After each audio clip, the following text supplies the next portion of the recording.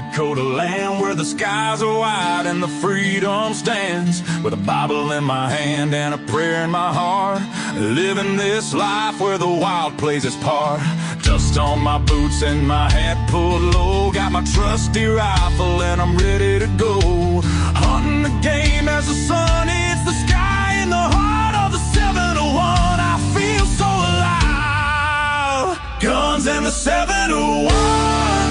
That's how we roll. Faith in the good Lord, that's how we hold the line of the legacy that runs through our veins in this wild, wild land where the spirit remains. We're living free, living bold, side by side,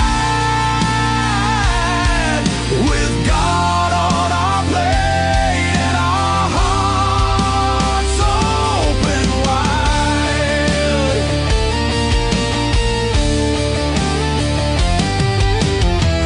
In the fields, the cattle run free with a purpose so strong, it's our grand legacy. The rivers run deep as we cast out our lines, fish in the waters where the North Star shines. Got the warmth of the sun with the chill of the night. With every shot fired, we're ready to fight for the freedom we cherish. The second is true. With family beside us, we stand through and through. Guns in the 701. That's how we roll. Faith in the good Lord, that's how we hold the line of the legacy that runs through our veins in this wild, wild land where the spirit remains. We're living free, living bold, side by side, with God on our plate and our hearts open wide.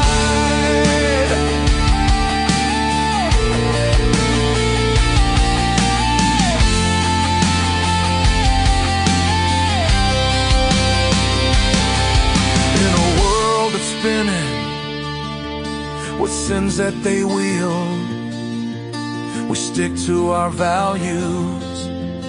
Our fate is revealed with the word as our guide. We tread on the earth, a community built from the love, not the curse. Raising our voices, singing loud through the night, for God and our freedom, we'll continue the fight. Let the rifles ring out, let the spirits align. In North Dakota's embrace, our souls intertwine. So when you hear the gunshots and feel that proud sound, know it's faith and freedom that echoes around. From the fields of the ranch to the depths of the lake, with God on our side, there's nothing at stake. Guns and the 71 forever will stand in the heart of our faith in this great free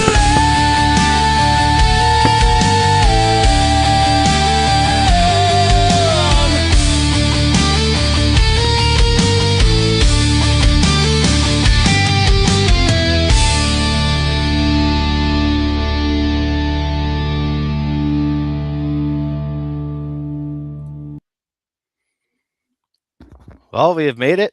I think Gar's still here. Everybody looks like we're here. Did you make it? I'm still here. Fantastic. Well, welcome everybody to the 7-1 Marksman. This is the pilot show. I couldn't figure out a bigger person or better person to pick than Garth Weber for my opening episode. He's a good friend of mine. He's really dedicated to the shooting sport, as you can tell by all the hardware hanging over his head there. The old boy's been in this game a long time. But no further ado, Garth Weber, why don't you go ahead and say who you are and what got you into this? Well, my name's Garth Weber. I compete in rifle and pistol competitions in North Dakota and across several other states. I quite a bit for them. I shoot precision pistol or it's better than I. And I also compete in like NRA across the course, high power shooting and mid shooting, and shoot some international too. because of a brother that shot pistol, picked up bullseye pistol. He got pistol, and I went to college in the same town and here, so I started doing that when I was in college in 2000 and 2008. So you got a few years into this. You've definitely been out and about. Just one or two. Just one or two. So yeah, we well, you got a little bit of local North Dakota heritage too.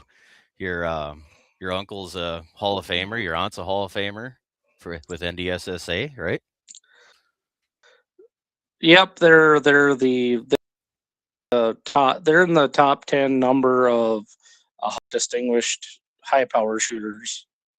That with the M1As or M1s that my uncle built back in the day. That's pretty cool. They quit competing in the early 90s, I think. So there you go. So there you go. Here's, we discussed as you see in the Facebook post. We want to talk about how you get into competitive shooting, and I mean, realistically, it comes down to family. It comes down to friends. I mean, by the end of the night here, you're not going to have an excuse not to get into it yourself. Anybody that's following along with us this evening, because we're going to tell you where to go, how to get into it, and how easy it is just to show up and see what it's like. So that's gonna be pretty cool, I think. Oh, definitely. Yeah. Definitely. So you got yourself a healthy collection of there you go. Blackbeard's asking, what's the rack of medals back there? Why don't you go ahead and so get a better close up with the phone? We can try. Let's see if your internet's gonna hold out on you here. You're kind of janky on our end, I think. Okay. So those are all medals from shooting excellence and contest, which go towards your distinguished points, and they're also international, regional, and medals, national championship medals. We have, as a team, we've won we won 4 team precision pistol national champions. We've won 4 or 5 international standard pistols through the NRA. I was gonna say you definitely have a good group that you've been shooting with. I know seeing them at the even rifle matches. Yeah, it's good group. I think last year when we won the standard pistol match, I think we were all 3 in the top 10, and one was first, one was third. I was like 10th. So. And you got good old Gene Cox there. If I remember. Gene is right. Yes, he is 100% correct. Yeah, those that aren't following by video, Gene says if you get into competitive shooting, you will not have money for drugs or booze. And yeah, it's quite the rabbit hole. This is a competitive sport that easily can consume every free penny you have, and it goes to show it. I mean, if you dive into it with both feet, you will. I don't own a fishing boat. I do like to go fishing. There's a lot of other stuff I like to do, but oh yeah, exactly. Let's see here. Well, we were just talking a little bit about pistol here. It's got I got this picture here. It's 25-yard slow fire. Could you explain to the group about what size these circles are? So the 10 ring on a 25-yard reduced slow it's roughly just a little bigger than it's about a silver dollar for size, 25 yards, and precision or bull shot with one hand. And that's 10. You have 10 shots for 10 minutes. That's actually shot with a 45.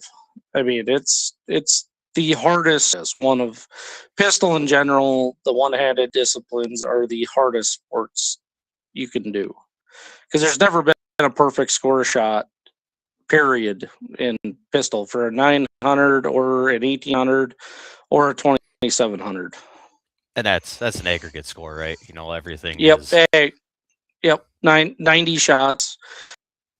aggregate, which is 3 slow time fires, 3 rapid fires. And here so you have your and there's a rapid fire and time fire target. Time, that's a 25-yard time to rapid fire target. 10 rings, about, I think, 3.5 are in there. It's relative. I can't exactly remember off the top of my head. It's of that. And that is, you shoot 5-shot strings for time fire. It's 5 shots in 20 seconds. Rapid fire, 5 shots in 10 seconds. It's 2 target for 10 shots on 1 target. And you do that 6 times each. So there's. And you score your targets after. So unfortunately, I don't have one shot up, but this is your shooting booth from a couple weeks ago here in Bismarck. Hey, I'll grab a target that shot up. Yeah, go for it. So I got a good one here. Awesome. So this is Garth's bench from his pistol match he shot recently here in Bismarck before he went down to Phoenix for the Midwinter National, which Desert Midwinter National. Desert Midwinter is what they call it. It's down in Phoenix. Okay, let me get rid of this picture here. There we go. But this is a time fire target. It's 100 with 7 X's at 25 yards with one hand with a 45. So that's pretty respectable. I mean, I'd be tickled pink if I had 3 holes in the whole damn paper myself. Pistol is not exactly my friend, that's for sure. It's nothing to ease at. I mean, the top guys make it look easy, and I mean, it's just LAUER's a lot of hours of work. Yeah. To get to that point. Blackbeard here's asking, what's the competitive pistol of preference? ACUS 1911 and 45 ACP. Our bullseye pistols are designed to put 10 shots at 50 yards and 1.5 inches. Minimum is to be below 2 inches. Right. Yeah, and in this area it's awesome. I don't shoot pistol myself. You know that. A lot of people haven't found that out yet, but I'm not a pistol guy. I'm both feet into the rabbit hole with the precision long range, the F class, where there's no room. We're basically bench rest guys, and we'll get when we get to the bench talk, we'll definitely go into that rabbit hole later. But for the guys there, probably think it's like, gosh, that can't be that hard. I got a great video clip from Garth shooting in Bismarck here a few weeks ago, and you'll see here what it's like to shoot 25 yards at least once anyway.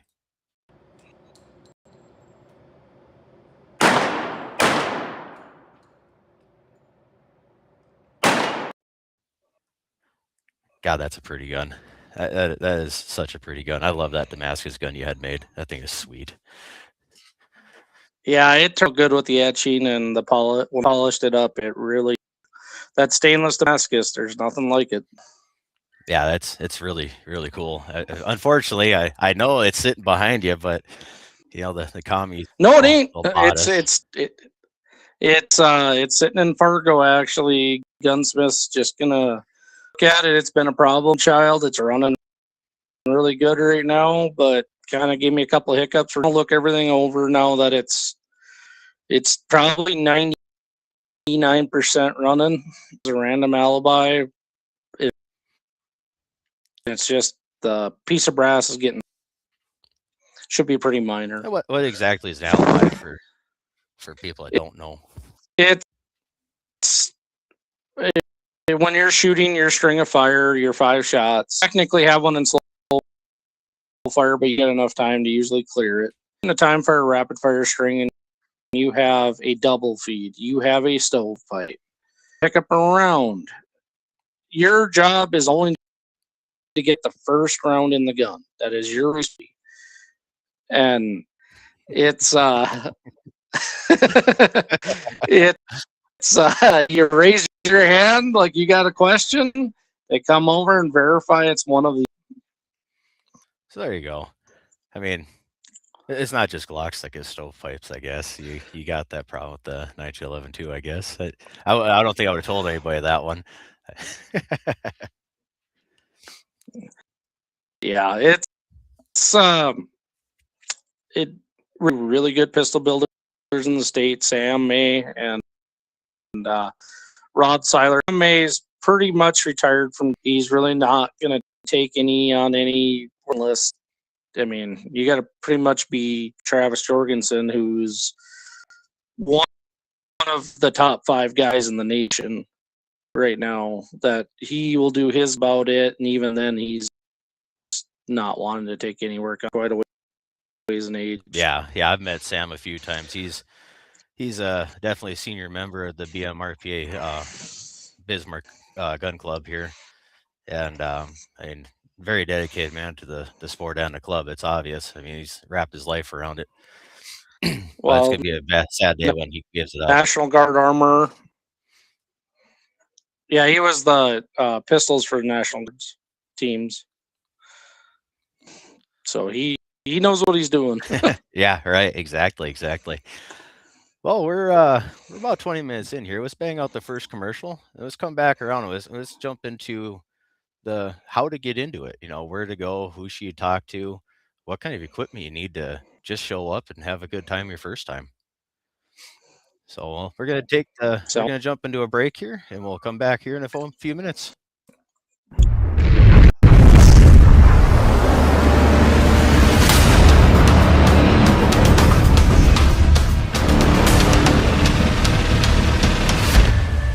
LAUER Auto Repair, located at 309 South Washington Street in Bismarck, North Dakota. Give them a call at 701-258-6308. The team of mechanics at LAUER Auto can take care of any problem your vehicle is having. And when you do business with LAUER, you can be assured you're doing business with a pro Second Amendment America First repair shop. There are plenty of other auto repair shops in the Bismarck-Mandan area. But why take a chance at patronizing a shop that might not have your beliefs at heart? Make no mistake.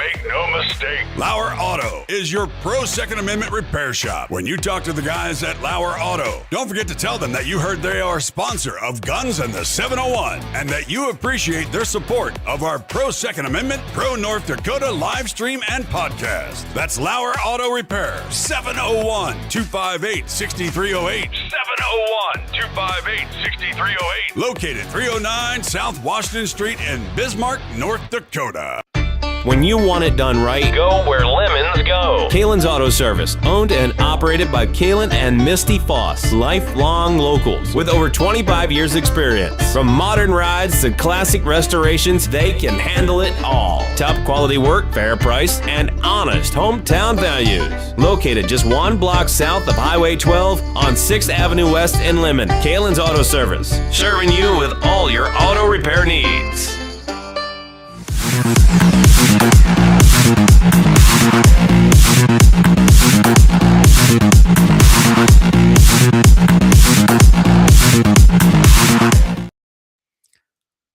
Holy crap, are those ads loud still? I need to figure that out. Oh, Garth, you still there? You skip out on us here. I know he's been trying to use his phone. His laptop hasn't been the most generous for us. But we're going to make do with what we got here. Let's see here if he's still here. Oh, maybe. Oh, there he goes. He'll be back. All right, let's see here. It's much like Leon, I'm lost as hell on the software too. There we go. No, it was me. My phone was not actually dead. So go figure on that. Yeah, your audio's a little janky there. Here, You get caught up. Gotta find a. Yeah, I got box ammo. So When in doubt, use ammo. pin. I got to pin it. Yeah, I got to pin my last now. Perfect. Yeah, old Axe there down at LAUER Auto Repair. He's an avid shooter. I wish I could talk him into shooting competitive with us. I think the old boy is damn good with shooting vintage. You know, you guys shoot the M1 Grand at what, 200, 300, and 600? No, 200. Just 200 yards. Get 5 sighters and fire. Then you get a standing rapid fire in 80 seconds with 10 shots, and you do 10 shots off and slow fire. Oh yeah. I got my name on the trophy a couple times. I was gonna say you're pretty handy with yours. I know your uncle built that one, right? No, I bought that one from a different guy. That's actually not one of the grands he's built. Oh, well, that guy knows what he's doing because you keep winning the damn thing. That's for sure. Yeah, not too bad for 1967 ammo. Right. Yeah, that's. I know I asked you about buying a box or two of that, and you just kind of gave me the I don't know. They don't make it anymore. It's really good stuff. It is. So, getting into how you get into it here. So we have the NDSSA. Yep. The North Dakota Shooting Sports Association's a great resource, but I think probably your best resource is your local ranges. Like the BMRPA is the best example of it. Lots of great shooters there that are more than welcoming to get anybody into it if they want to. If they show any desire. I mean, trust me, I've done it. Lots of guys have done it. If somebody wants to shoot, they the minute they say they don't have any ammo, oh, we got guns, we got ammo, have at her. Yeah, I remember, was it probably 3 years ago, I came down to see what a bullseye match was like. And speaking of Sam May, I think he was the range officer that day for the match, or match director that day. And I walked in and he goes, "You shooting?" I said, "No, I don't have a pistol. I'm just coming to check it out." And I've never met Sam before that day in my life. And he goes, "I got a gun and I got ammo in the pickup. I'll go get it. You can sign up and shoot the match." And I thought, well, I'd hate to waste your ammo because I don't know if I could even hit the dang target. So yeah, it's a very I hear you. At least. And then so we got BMRPA. I know we got the couple of guys are out in Dickinson, so you have the what is it here? Is it SARPC Slope Club Valley Rifle Revolver, I think. Something. My grandpa was a member of that many years ago, and he was pretty dedicated to that organization. They have a fantastic range just north of Dickinson, a little ways. Haven't been out there since I was knee high to a grasshopper. But yep, you got the triple, which is they just expanded, so they have a 25-meter competitive range now and a 40-point air gun range, plus 2 huge classrooms to add onto their 50-foot general open range. And that's all small bore. That's all rimfire and general pistol, right? That's any pistol caliber. You can shoot 500. You can shoot 500 Smith in there. No rifle. There you go. Then you have also up in Grand Forks, you have the Forks Rifle Club, which has a 50-foot indoor rimfire only range. So rifle rimfire, so 22 only. Handgun 22 only. Then they got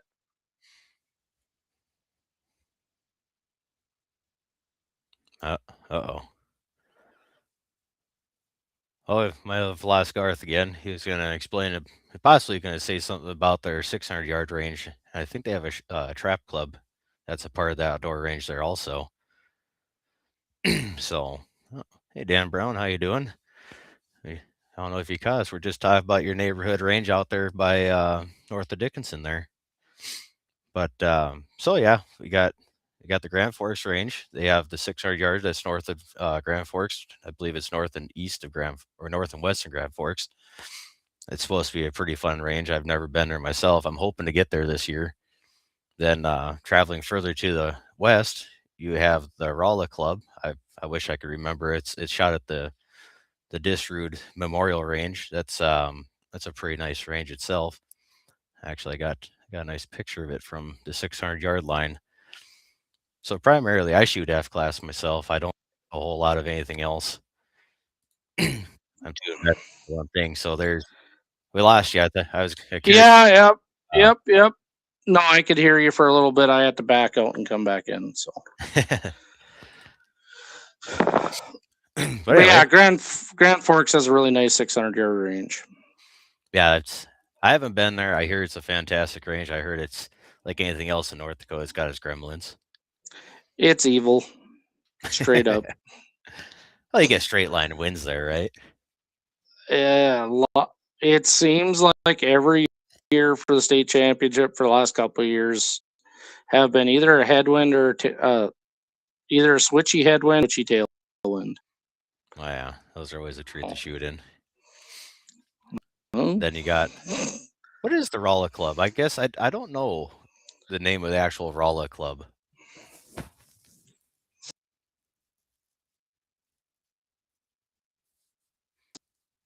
Oh, Bucker.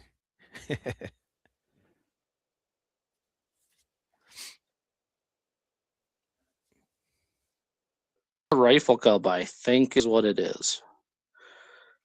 Yeah, I'm not sure. I know Kobe's a big advocate for that range. He does a lot of work up He there. does. He does.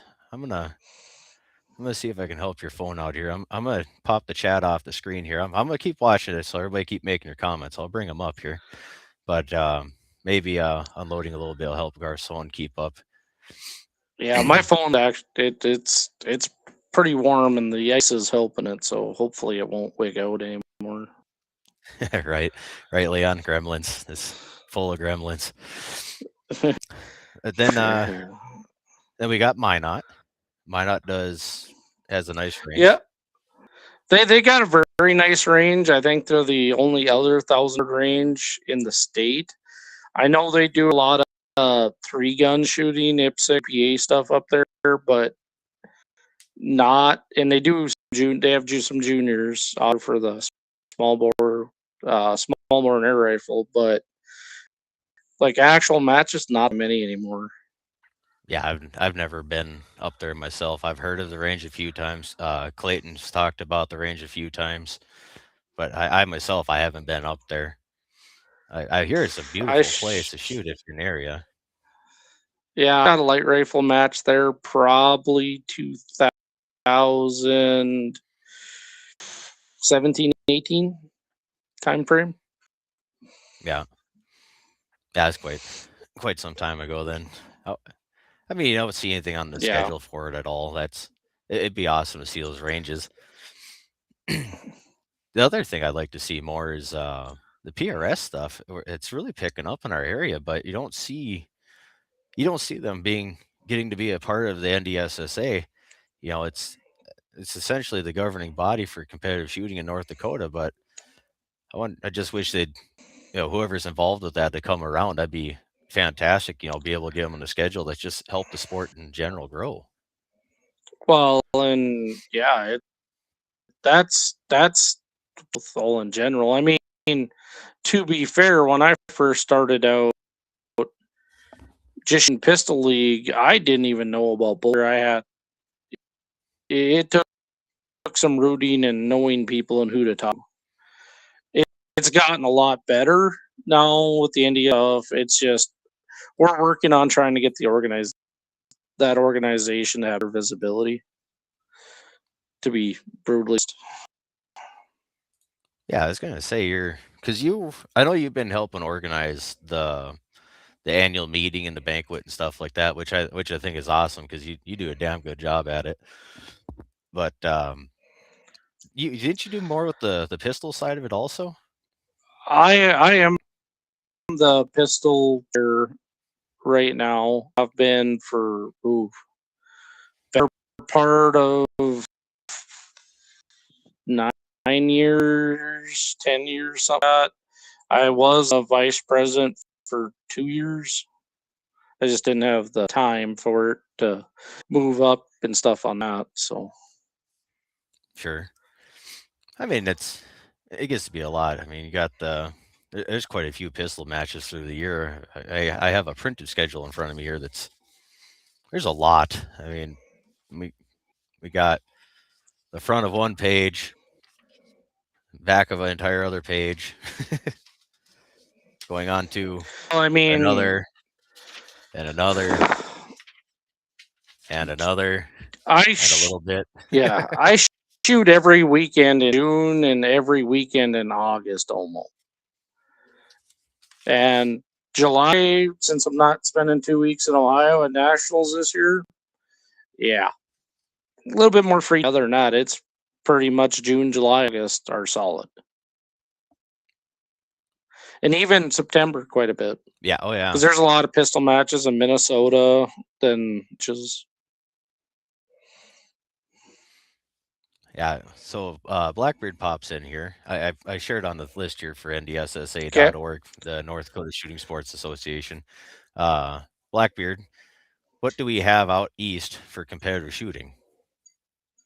well, you got the Triple Arms. They've been running monthly matches. Their pistol matches, Bullseye.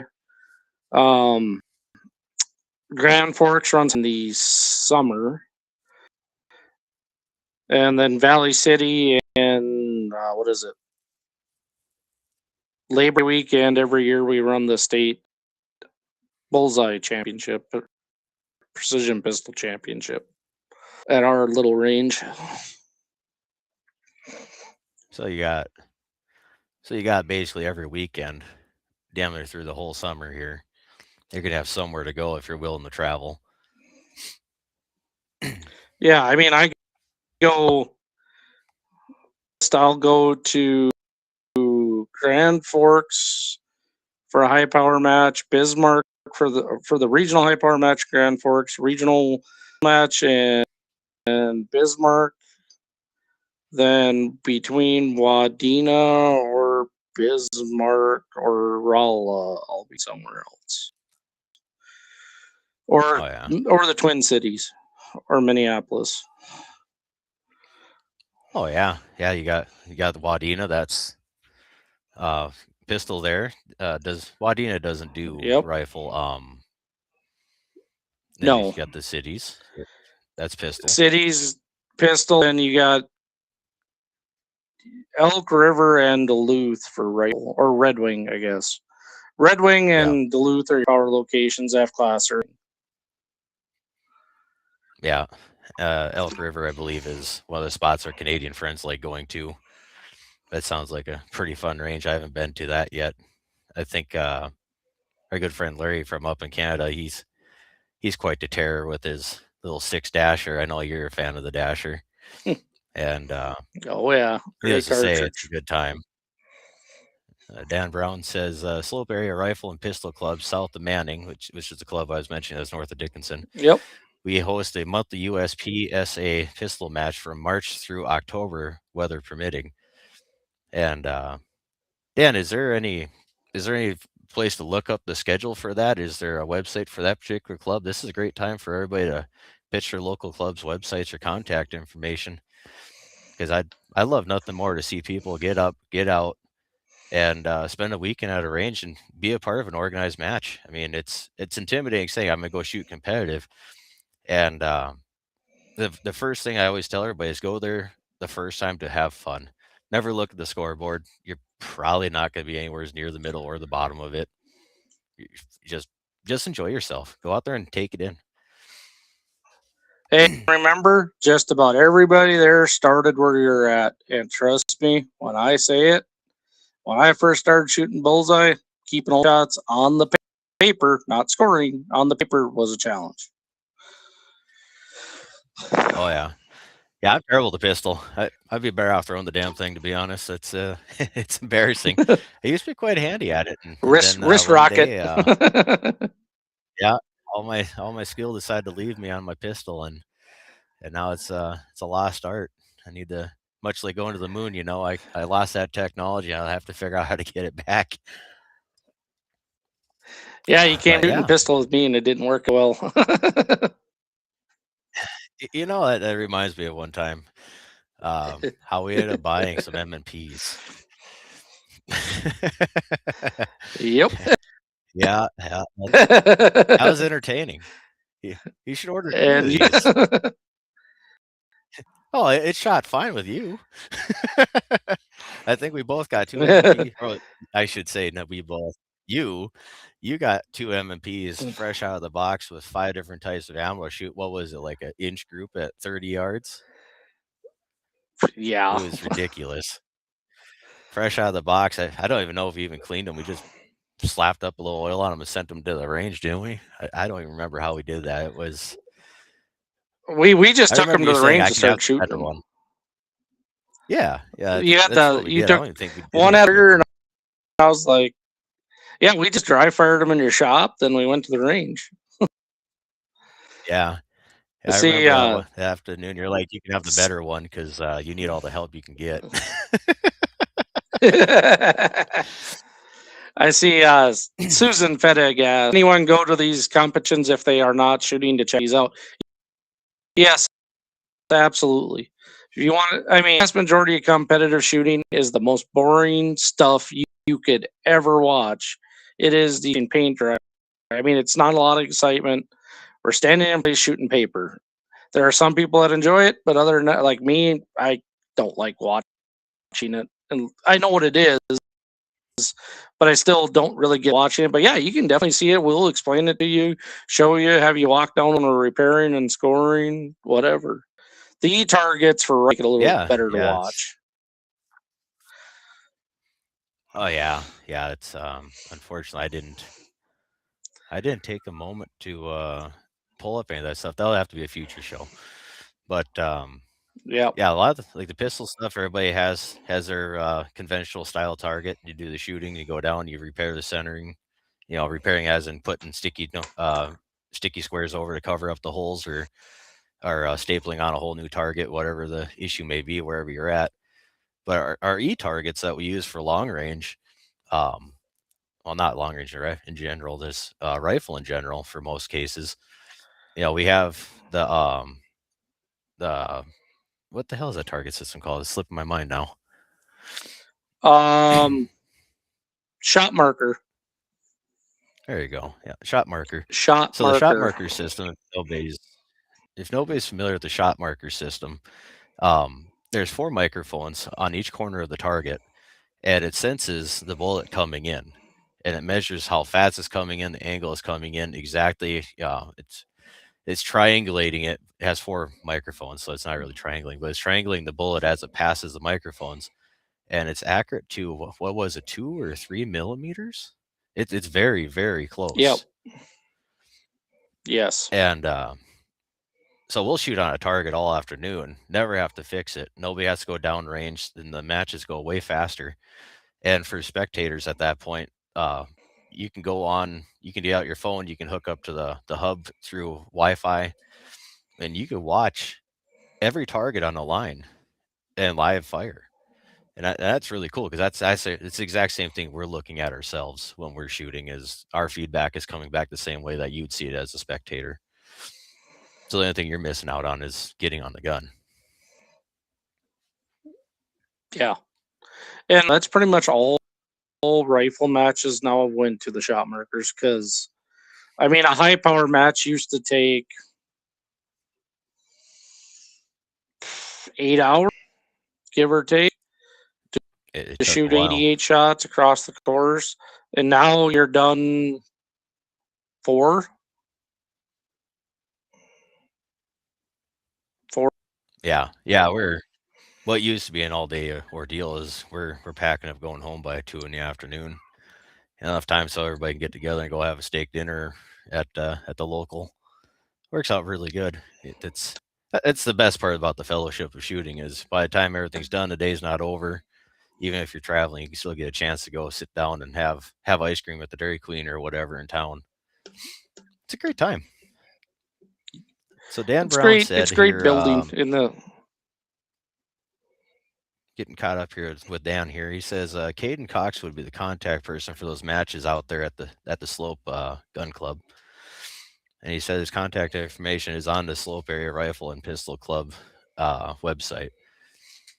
So there you go. If you're in Western North Dakota, Dickinson area, and you want to get into shooting, competitive pistol, the little bit of run a gun, there you go. There's your opportunity to get into that right there in the Dickinson area. I know what you want to say. Go ahead. What do you Can't call miss the, fast the enough, fellas crowd. that do that? Yep. Can't miss fast enough, crowd. Yeah, that's. I kind of get a chuckle out of that because there is such a diversity in competitive shooting. You got the runaround, and then you have where we stand as still as possible or lay still as possible and try to stack them in. Yeah, we're in the pure precision side entirely. Yeah, it's a different ball of wax. Some guys show up with factory guns. Like I know there's guys that are buying just GI model 9-11s from their local and come and shooting bullseye with you. Yep, they've done it. And Adjustable sights is the only thing I would recommend. Factory triggers need some, but they're doable. There's nothing wrong with them. It's an entry point. It is certainly an entry point to use a store-bought pistol. Well, I mean, here's a prime example. Level stuff to get into it, like bullseye. Really, all you need to do is buy a Ruger Mark IV now. But a Ruger in the Mark series, as long as it has adjustable sights, 22, their triggers are pretty decent, or a Ruger Buck Mark. You can come out, you can either slap your red dot on or shoot. You can either slap shoot irons, or you can slap a red on it, and you can actually shoot 22 all the way across it until you decide, like, oh, I want to do this. Then you can buy a 45 because that's our game. Three pistols. Most people shoot 2. It's 22 center fire and 45. So most everybody shoots a 45 You can shoot a 2 or a 9 mil, 32 Smith & Wesson long, or 9 mil, or 32 ACP, I guess. Yeah, let's jump over the rifle side of this. I'm gonna pop up a clip from the firing line at Rolla. There's a mix of shooting here. We'll explain it after everybody gets a chance here to watch it. X19 on.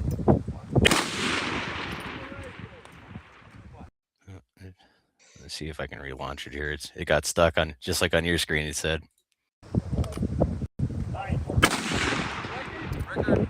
X19 on.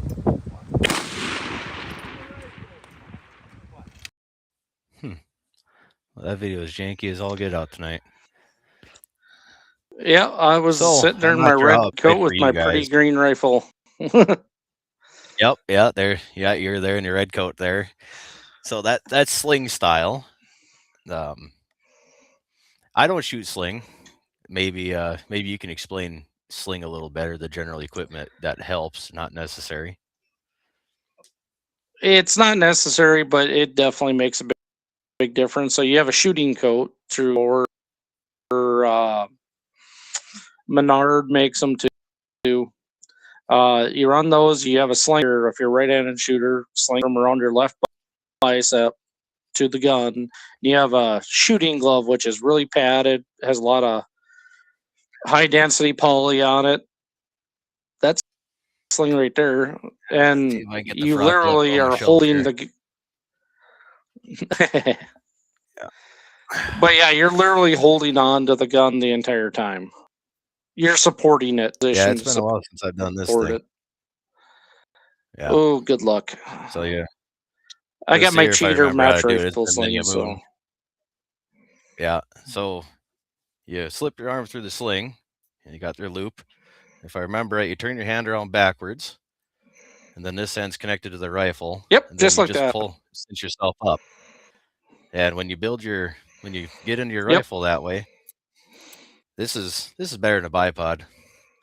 You do it right, somebody should be able to grab your barrel and flip you over on your back, and you don't come out of your position. If I've been told right. Yes, that is.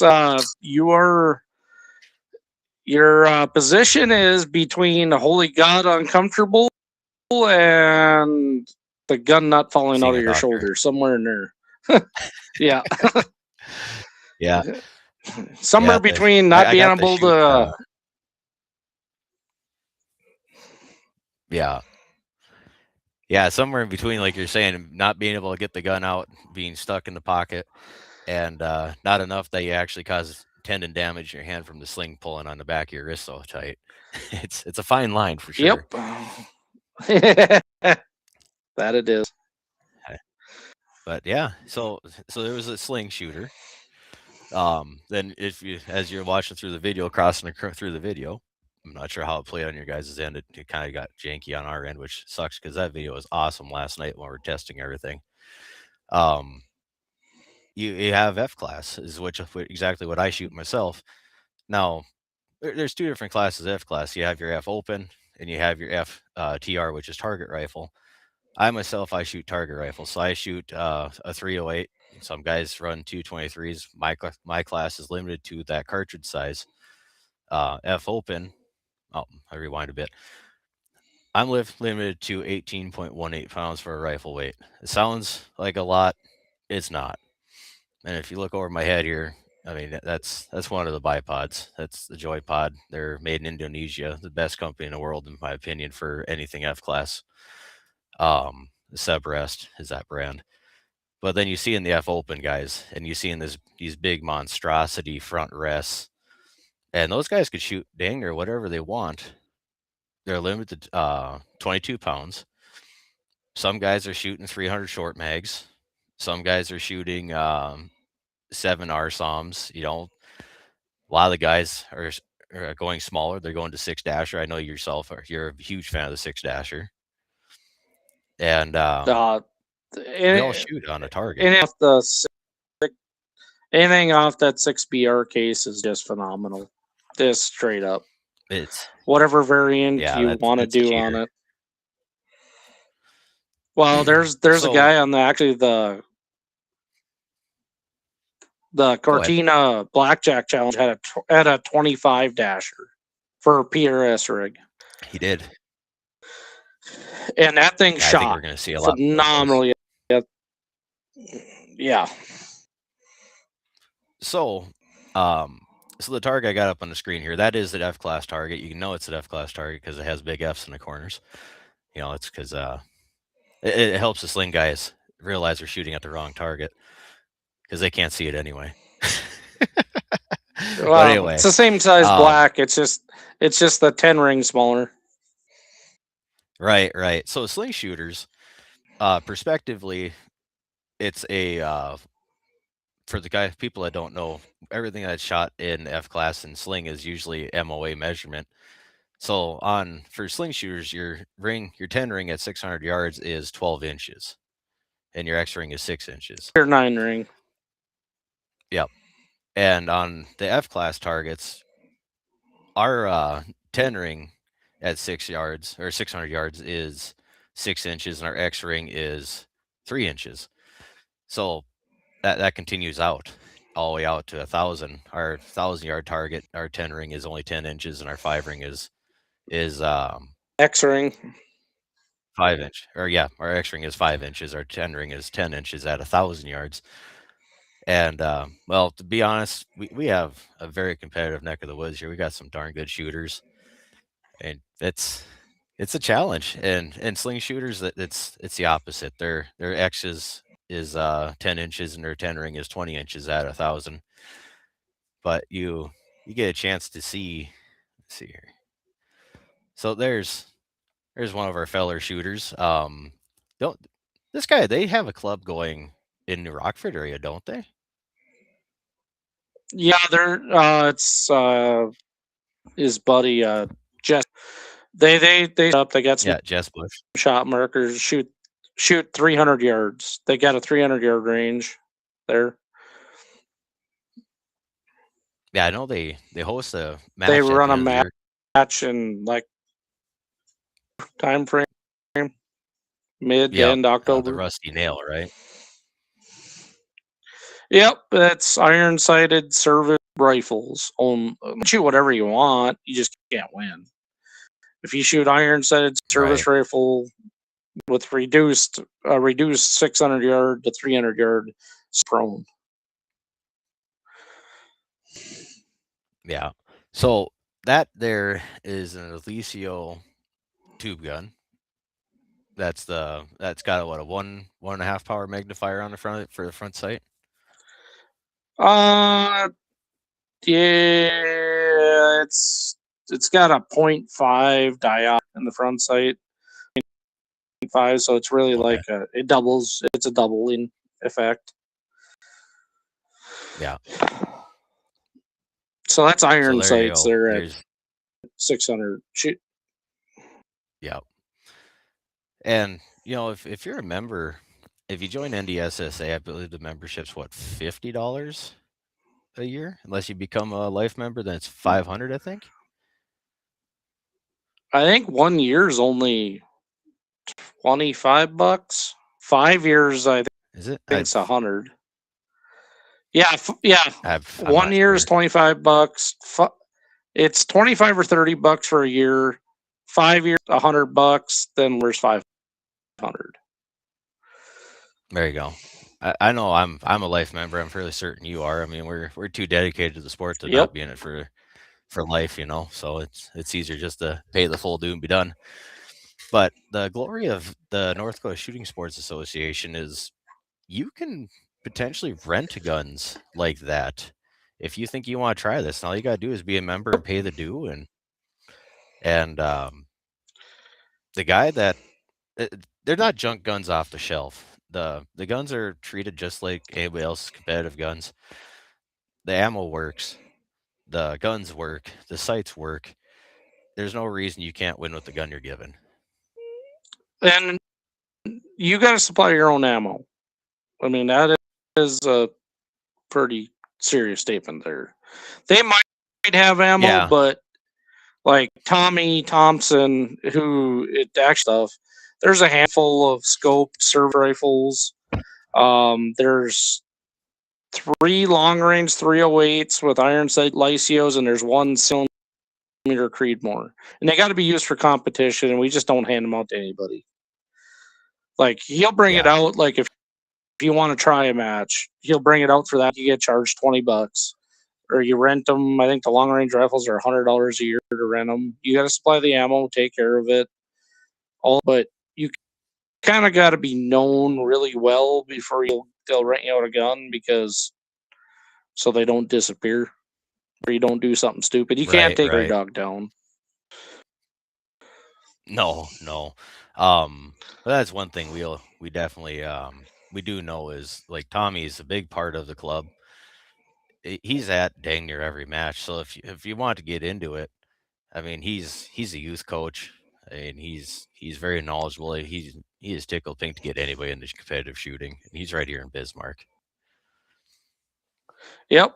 Runs the youth program there and the BMRPA, runs the 1,000-yard matches out at Moffett, the high power matches out at Moffett, shoots long range, mid range, high power, bullseye, silhouette. Pretty much, if it goes, the only thing he hasn't gotten into is cowboy. That'd be quite funny seeing him walk up, boot spurs, the pearl snap. Boy, that'd be a great look for old Tommy, wouldn't it? But, well, we're walking on an hour here. Let's pop up another one of our paid ads here. You got a good bunch of people that believe in our cause and our promotions here. So why don't we give them a shout here quick? We'll come back and we'll jump right into the old bench talk, and this should get entertaining because if we can remember to not get too off the rails, it's quite the rabbit hole. So we'll be back here in a moment. So if you want to run off and fill up your cup again, we'll be right back.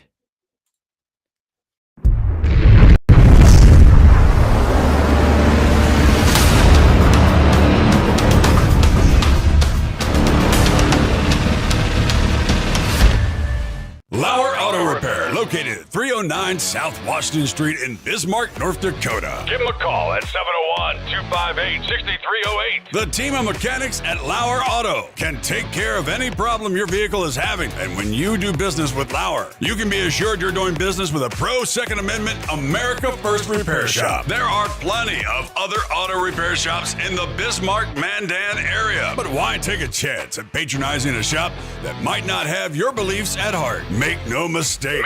No mistake. Lauer Auto is your pro Second Amendment repair shop. When you talk to the guys at Lauer Auto, don't forget to tell them that you heard they are a sponsor of Guns and the 701 and that you appreciate their support of our pro Second Amendment, pro North Dakota live stream and podcast. That's Lauer Auto Repair, 701-258-6308.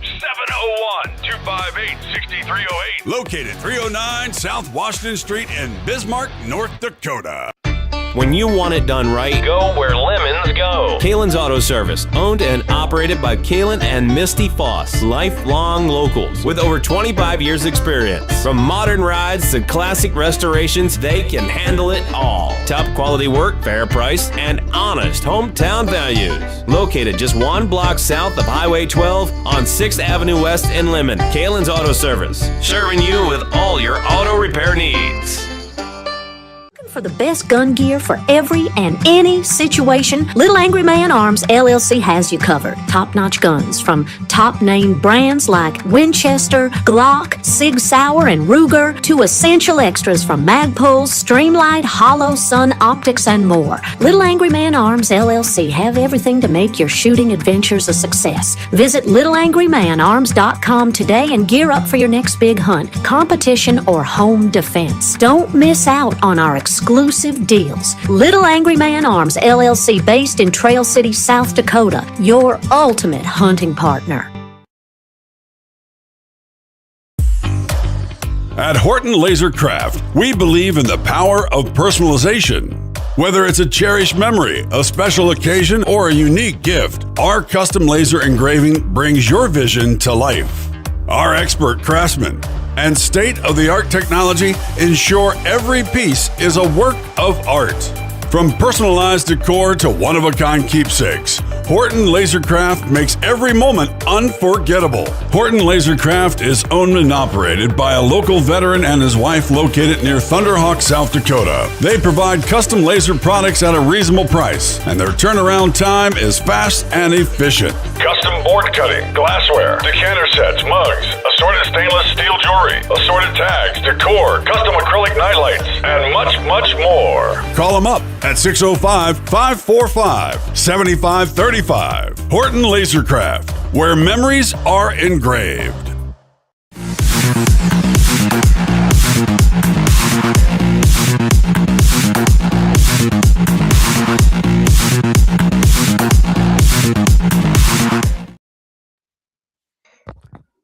Oh, we're back.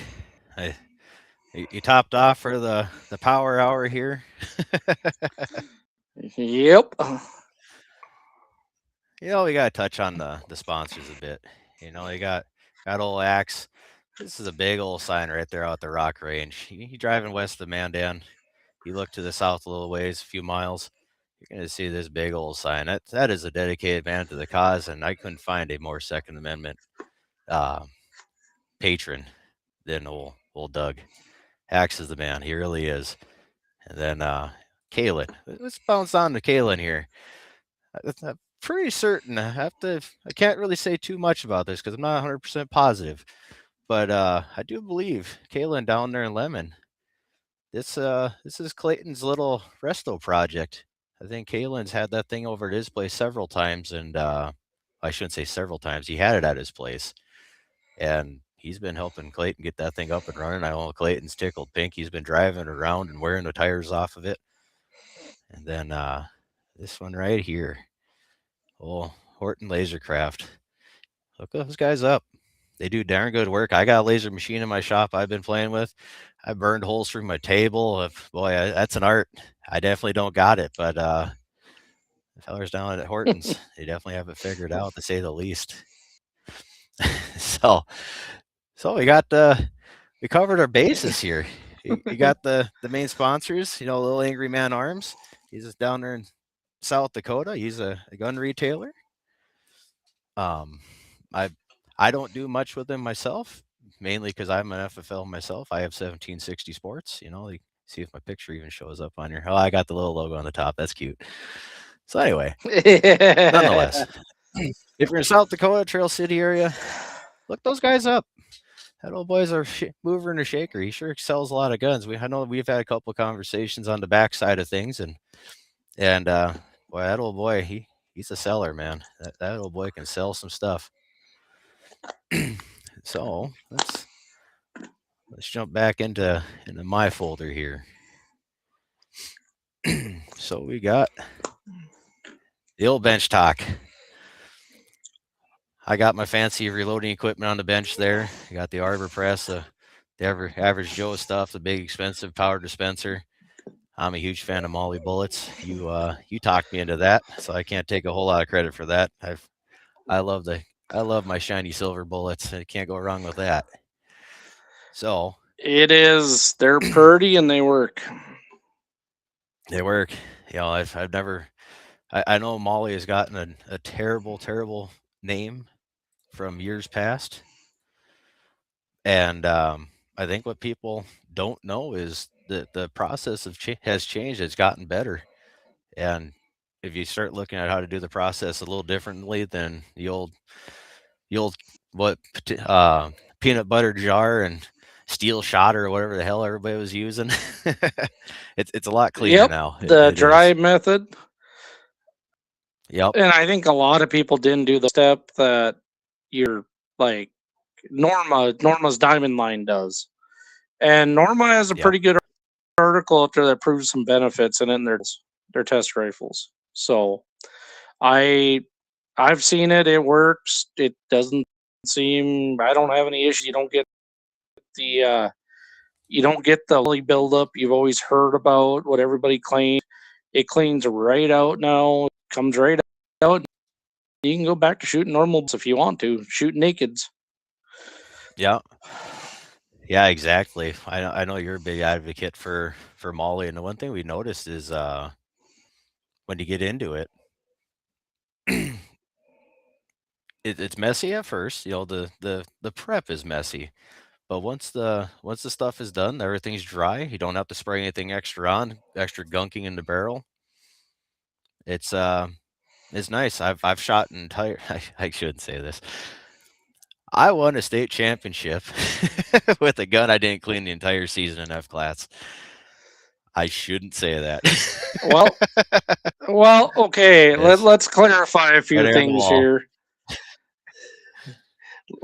Let's clarify a few things. There are Palma guys. There is a Palma guy that shot a 308 non-mollied for 5,000 rounds and never cleaned it once. And he was on the U.S. Palma team, I believe. So 30 cal, you got a lot of room in the bores and grooves. Yeah. I don't think I'd suggest. I don't think I'd suggest anybody to do that. Otherwise, it was an experiment. I wouldn't do it again. Yeah, a clean gun's a happy gun, to say the least. Quit being lazy. That's usually my answer. Oh yeah, exactly. So, well, it's February 22nd, so we shouldn't go a day on 22 day without talking about something in the 22 cal. So, where would you like to go with this 22 cal conversation? Will they freak out if I show a bullet, loaded round? No, I don't think so. I think you'd be fine. Okay. Well, I started shooting this cartridge last year. It's a 22 dasher loaded with an 85.5 grain Berger long range hybrid. So it's a neck down 6 dasher to 22 cal. Throwing it at there we go. Right around 31 and a quarter. Stupid accurate at 600 yards. Stupid accurate. And I am actually going to shoot high power this season with a bolt gun in one. I was going to say, I know you shot one a little bit, and you said it was like hitting the easy button. It just dasher easy to load. Didn't make sense.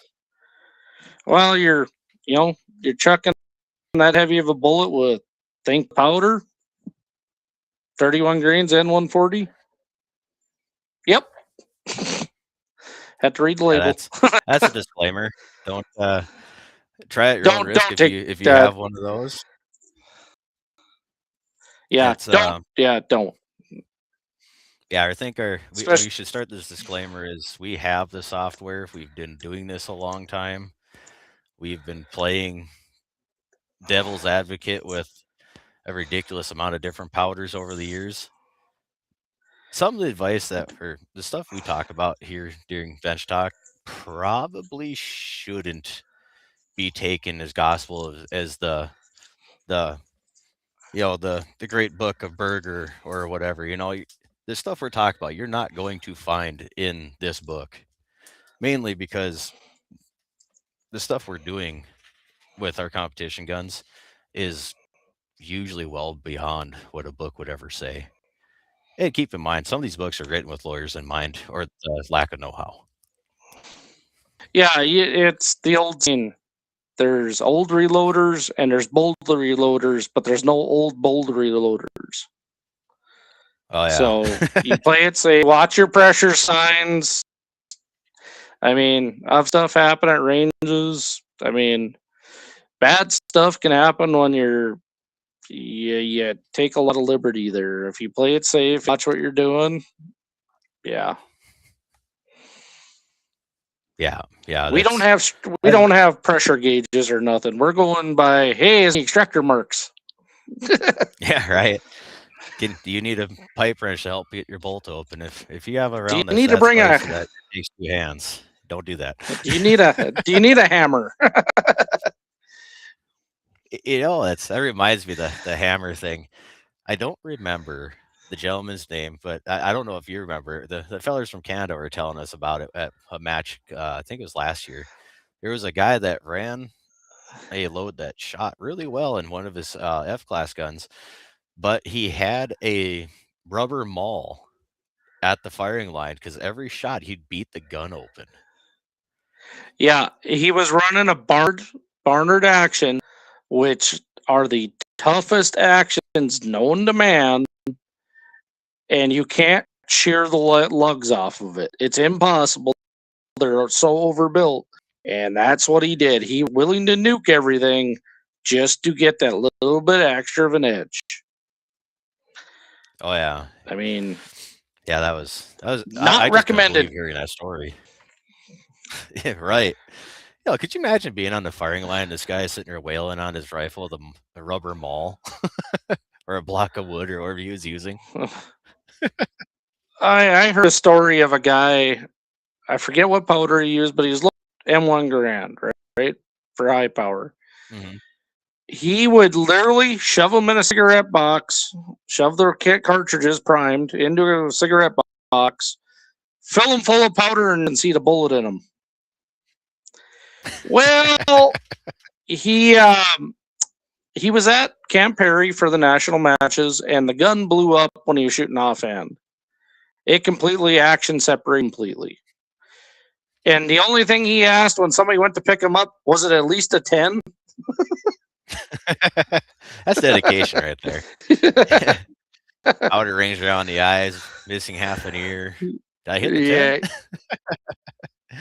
He wasn't bleeding, I guess. He didn't. How, I don't know, but the whole gun separated through the action. So, I mean, that's crazy.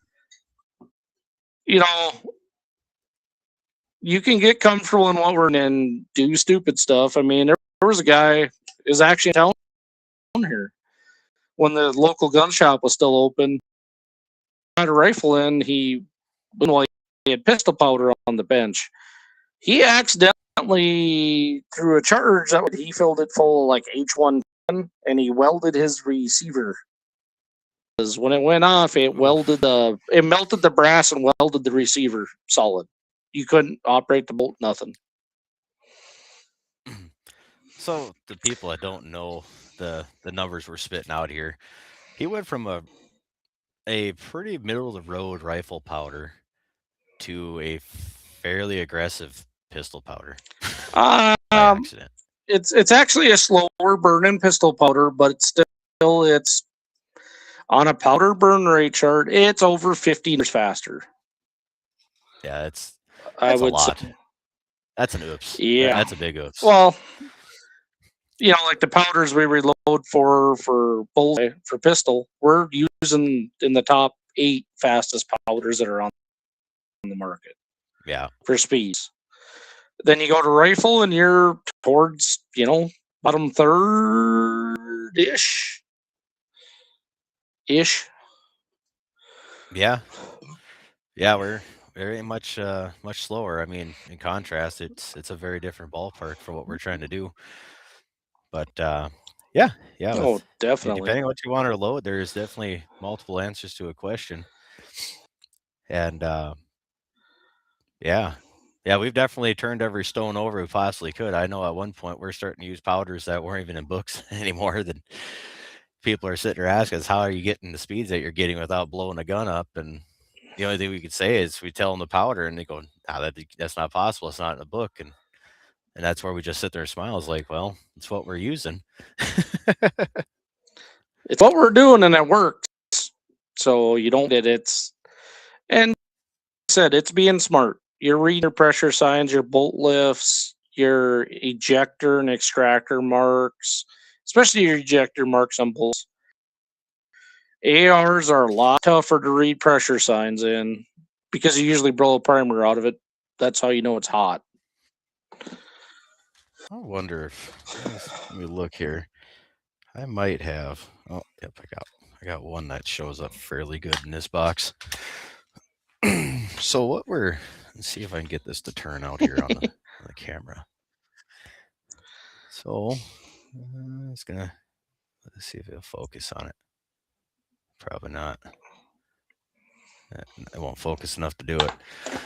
So basically what we're looking for, I'll see if I can. What we're talking about here is, maybe you can get one to go. So where the ejector is in your bolt face is that little spring-loaded button. Yeah, you ain't gonna do it either. Anyway, You can see on the that really shiny spot. Yeah, it's kind of showing up on yours. There you go. You got 2 of them. Yeah. Yeah, this was factory ammo, by the way. I want a disclaimer. I will not bash the factory manufacturer, any of that stuff. But this is what happened to Weatherby 07 and 7 PRC. That was trying to shoot 4 rounds in a row. Stuffed in good, and she was not happy.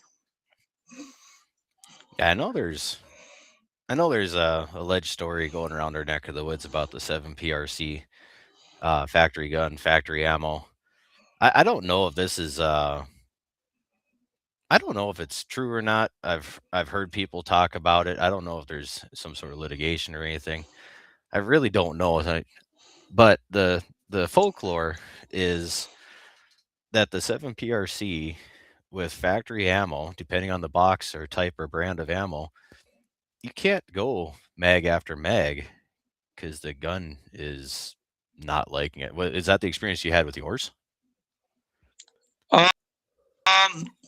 So the backstory on the 7 PRC, when Hornady developed it Reloader 26, Alliant Reloader 26, could get the numbers they were posting, what they posted. Well, right about that time, Alliant said, we're not to anybody. So you'll see a lot of reviews that the only box manufacturer that meets the velocities they're claiming, because part of ATK is Alliant. So they're using Reloader 26 in their factory ammo. Well, this is Hornady brand, I guess, and they pushed it. They used a powder trying to get the velocity they promised when they did their media release. And it doesn't like getting hot because they must have got picked up enough heat in that chamber on the 4th round to do that. Because it didn't do it on 3 rounds. I mean, I got one early, but didn't shoot all that great to begin with. I mean, you're talking almost a 2-inch group, and my reloads are 1 hole. Right. So, when you're shooting a factory ammo, what was your experience other than not shooting to your expectations? With a heavy bolt lift, the marks we were just explaining with the ejector. Oh, that one was, I was going to burn it up. So I was like, well, I'll just throw another round in it because it Like, it'd put 2 rounds together and throw the third. So I was like, well, let's try number 4, see what happens. Sudden stiff, super stiff bolt lift. You pull it back, and then it's like, whoa, it doesn't want to eject all that great because it's kind of stuck to the bolt that bad. But like, why is this such stiff lifting? Because it wasn't hard the first 3.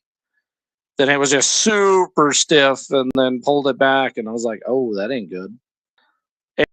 And velocity numbers were not good. They were all over the map.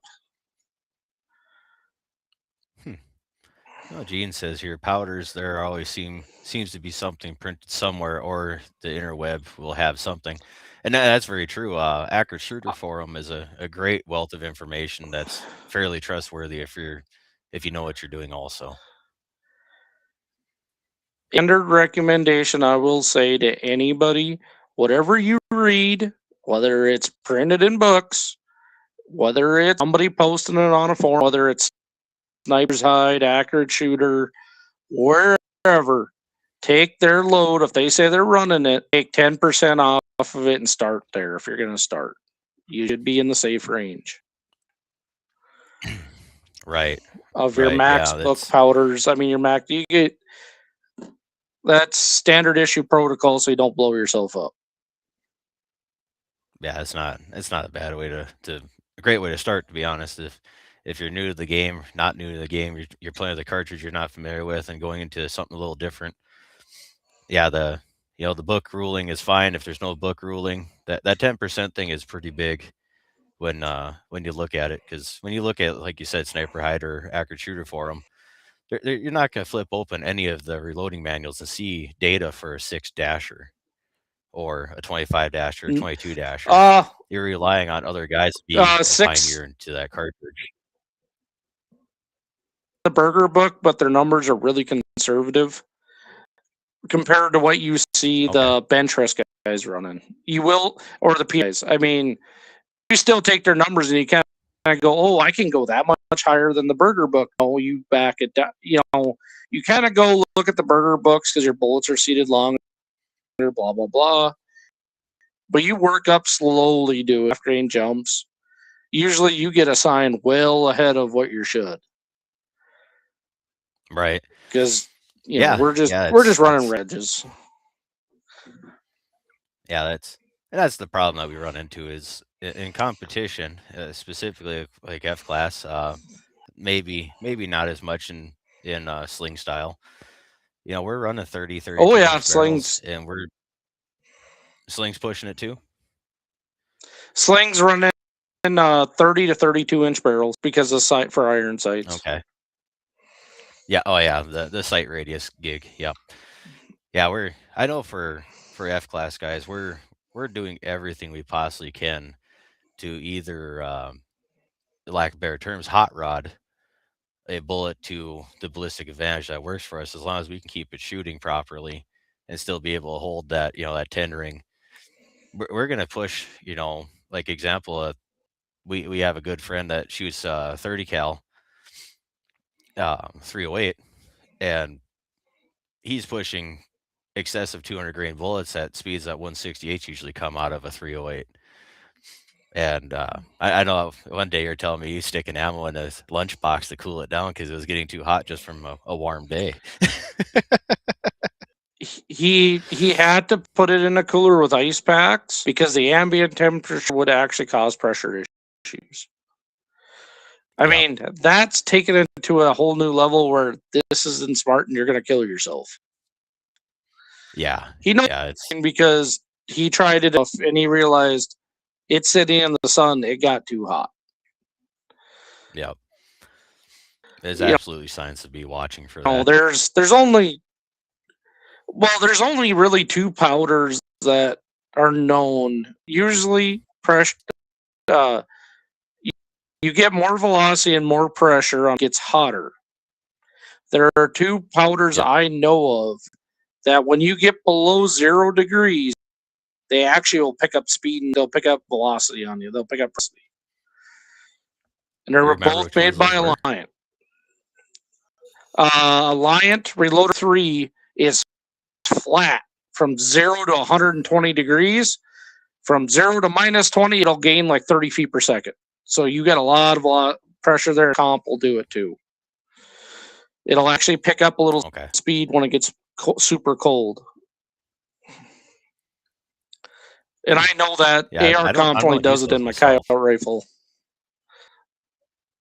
Yeah. I use AR comp in my 20 BR for coyotes, so.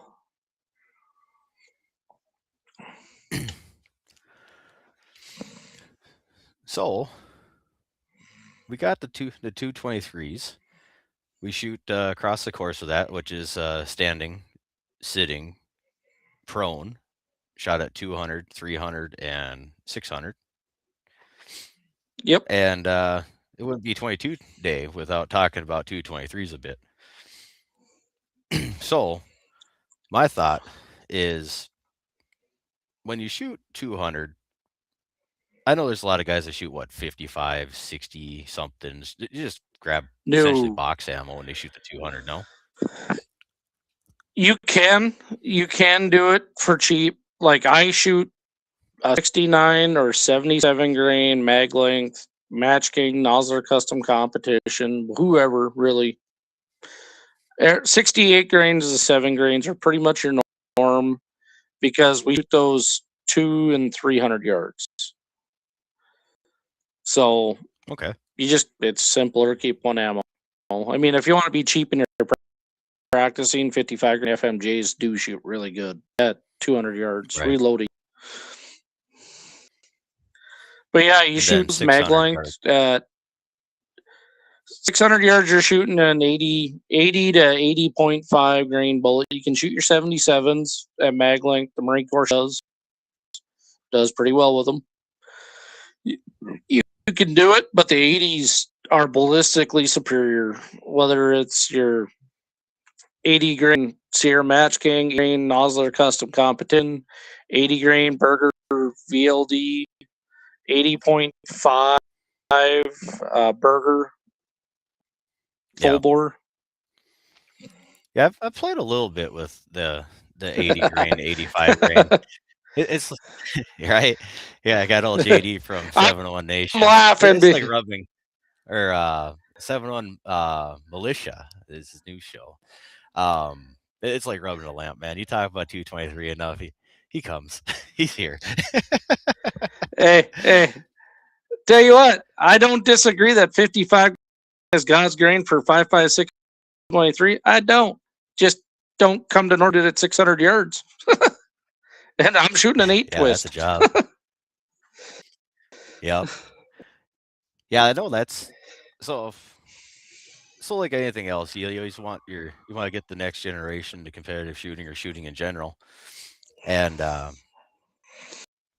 it's gonna be a fun season here because my oldest boy, Sawyer, he's been at one of the 7-1 Guns in the 7-1 offhand challenges shooting iron sights. He actually beat me that year. I was expecting the downhill correction to be a lot worse than it was. I shot right underneath that damn deer. And I looked at Sawyer and I said, boy, you better hold it right this time because I missed. And he ran laps around like he was gonna fly like a damn airplane. He was tickled pink. He beat daddy, But that's gonna be my pet project this year is getting a 223 to shoot 80.5 burgers. So that's gonna be 223 is 223 is another one of those cartridges. It's like a 308. They're doof anything off the CR case or anything off the 6.5 by 47 Lapua case, whether it's a 25, a 6, a 22. Anything built off those cases, they're so friendly to reload for. Got big tuning windows and just shoot. Right. Yeah, there's definitely cartridges that are unreasonably forgiving. You know, the 308, the 30-06, the 223, like you said, anything in that 6BR case, like the Dashers. I mean, it's they BRXs, really BRAs. Yeah, Well, exactly. quite literally, what did a member say? If you have a 308 Palma gun, you throw a 21.6 Sierra, 155 Palma bullet. Yep. You put that in a 308 with 45 grains of arc, 10 ring in every gun. If you don't hit 10s, it's your fault. At 1,000. Oh yeah. Yeah, I ran the first 2 years. First 2 years of shooting 1,000-yard. I was running 155s, and it wasn't forgiving, but I mean, I got within, what was it, 3 points of winning a state championship, and with a 155 at 1,000, which a lot of people thought that was retarded. I know there's some guys that gave me some pretty good crap about it, even on 50-mile-an-hour days, you know.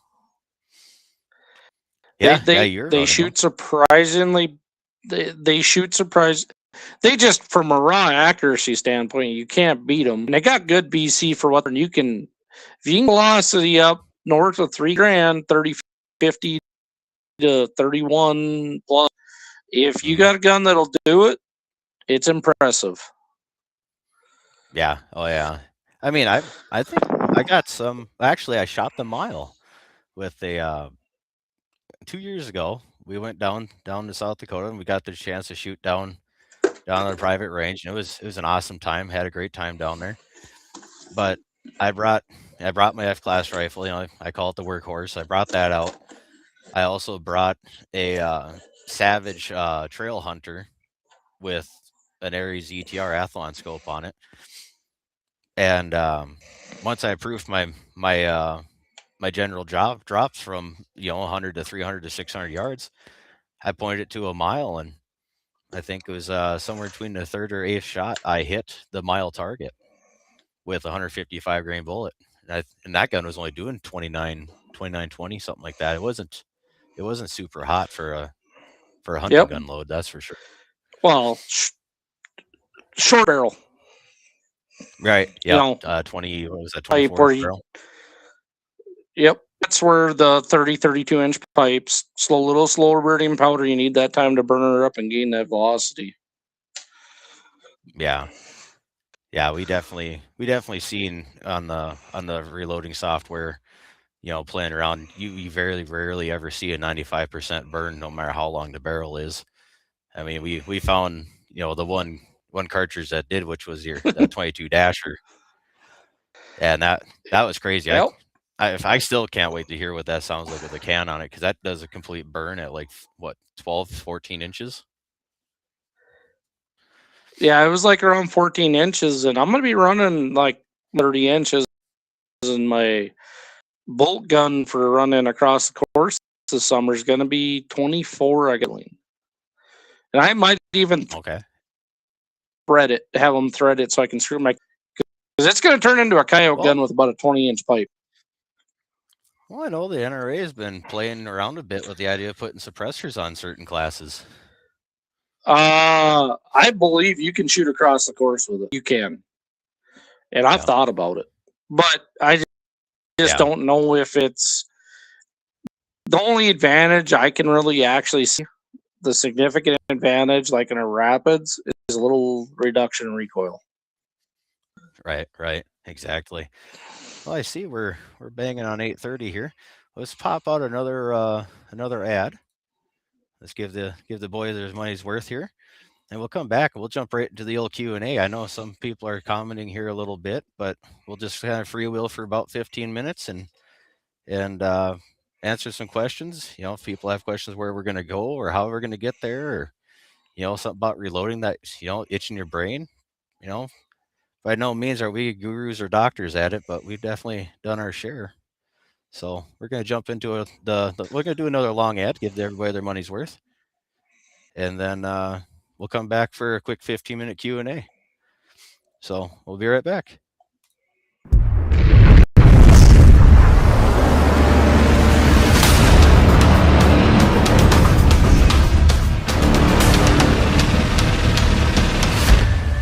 LAUER Auto Repair, located at 309 South Washington Street in Bismarck, North Dakota. Give them a call at 701-258-6308. The team of mechanics at LAUER Auto can take care of any problem your vehicle is having. And when you do business with LAUER, you can be assured you're doing business with a pro Second Amendment America First repair shop. There are plenty of other auto repair shops in the Bismarck-Mandan area. But why take a chance at patronizing a shop that might not have your beliefs at heart? Make no mistake.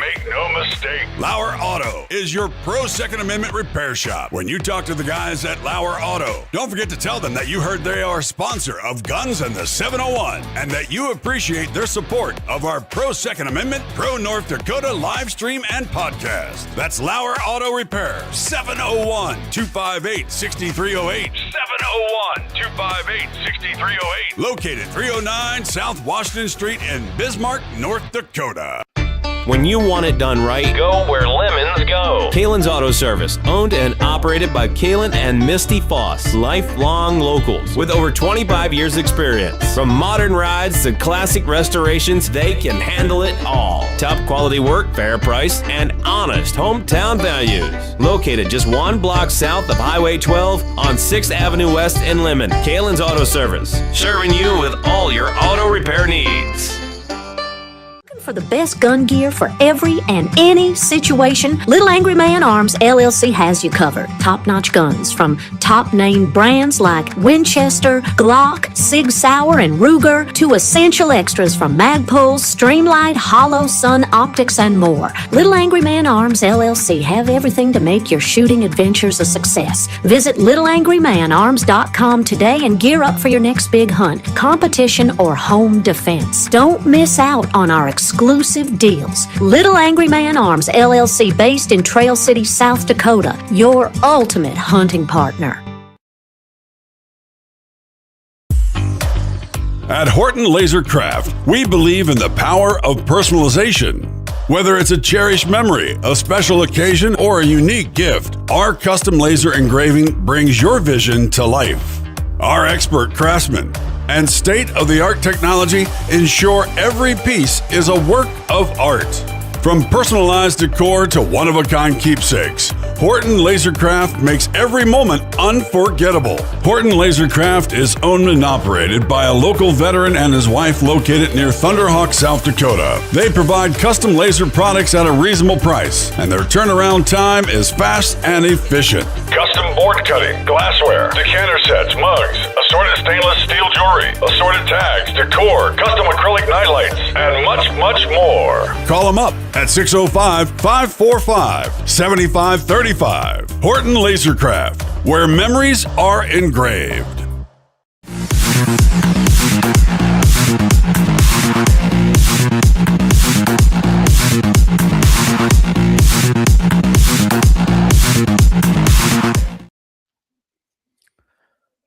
Well, we're back. We're here. Everybody's here. Looks like everybody's here.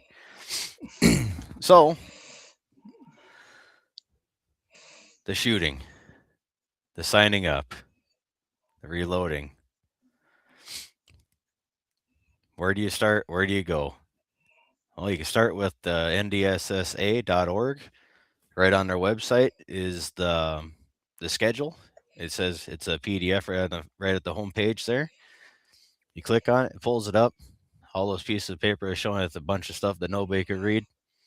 It says the type of the date, the type of the match, where the match is, the contact for the match, and that guy's phone number. There might be a couple gals on here too. I'm not sure, but nonetheless, There's a couple gals on there. yeah. So, nonetheless, if you think you want to give this a shot, it ain't a better time. The season hasn't started yet. We still have indoor going on at the moment. So if you don't want to freeze your buns off or deal with the weather, there's a local match probably going on right there at your indoor range. We got one, in, like you said, we got one in Fargo. There's one in Grand Forks. There's one in Bismarck here for sure. So we got a few. Yep. I know JD there. He's a fan of the Nosler custom comps. Oh, I tell you what, the 52 grain custom is evil on coyotes and prairie dogs. Shoot, Oh yeah. it's like Yeah, we could a definitely house go of down the fire rabbit hole. out of a 22 250. It works wonders. Oh yeah. Yeah, custom comps are great. What is it? Mid-South that it has the match monsters? That's who it is, right? Yep, and they're Mid-South, right? custom comps. Yep. Yep. Yeah, so if you don't want to pay for the black and gold box, you go to cruise on over to Mid-South and look up the match monsters and save yourself a reasonable amount of money to get the exact same bullet. It's kind of their branded thing they do over there. I've used them a little and they bit do. myself. They have samples too, where you could, if you just want to try 15, I think. Do they? 15 I or haven't 20. looked at it. Yeah. I think it's a 15 sample pack, I believe. Sure. All your popular calibers, 30 cal, 6.56, 22, I think. Oh yeah. Yeah, I know. JD does a little bit of reloading there. I know he's got his Creedmoor, 6.5 Creedmoor. I know he does his 223. I know Gene's still following along. I know he's out in DC at the moment, I believe, terrorizing the countryside over there. I know he does a lot of the vintage stuff. You know, the stuff back in the old cowboy days.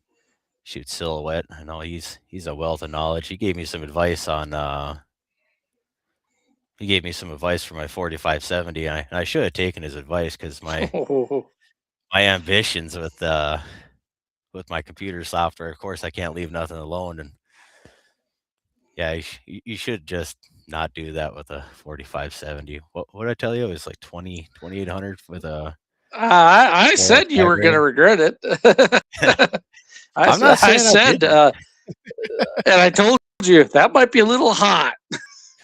I mean, the gun shoots it fine. It hurts. Don't do that. Yeah. Once those 100 are gone, I am done with it. JD here, you got get your sniper rifle ready in June. Axe and I are gonna have Carlos Hathcock hit him down the CommieTube challenge. Well, it's not really a sniper rifle, but it will work. Let's see here. What day in June, JD? I gotta confer the schedule. You guys got a day figured out. Cause you got let's see here. Trying to find the matches here. Oh, June. Oh, that's July. What match do we usually shoot in June? High power regional, long range regional, or long range state. Things like the beginning, first weekend in June, usually.